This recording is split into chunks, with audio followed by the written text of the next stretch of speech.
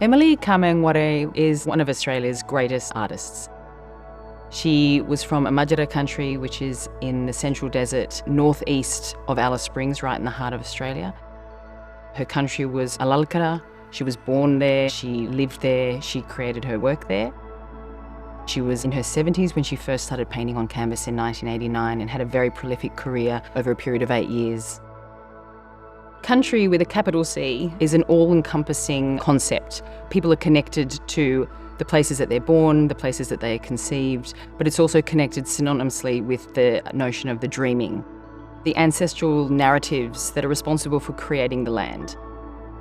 It connects people with the past, the present, and also the future. And Emily Kngwarray really captures this in her paintings. Nulara, so the pencil yam, is endemic to the area that Emily was from. It's a sprawling vine that has really bright green leaves and yellow flowers, but underneath is this very skinny root. When they are ready to harvest, cracks appear in the ground. So all of Emily's paintings, in all of the stylistic shifts, really focused on the yam, its life below ground and above ground. And so the dreaming story connected to that was important to Emily, and that's what she represented in her paintings. The colours that Kngwarray chose for her paintings are really quite significant, and they're directly connected to what was happening in the seasons of her country. When it was a really dry time, the colours are quite subdued, uses a lot of browns, tan colours. After the rains had come on her country, there were these beautifully bright, vivid paintings.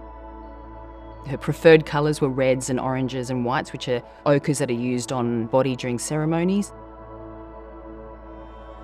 Before Kngwarray painted on canvas, she had 10 years of working in batik, in this very maverick style that was very unique to the Utopia area and the women that were working there. The pencil yam appeared in these batiks from the very beginning.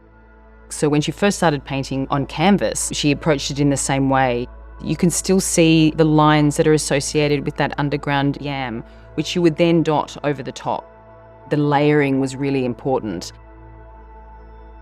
As she became more prolific, the way she started dotting changed. She was holding the brush in a different way. You can see this fanning out, this kind of florets of dots clumping together, then separating again.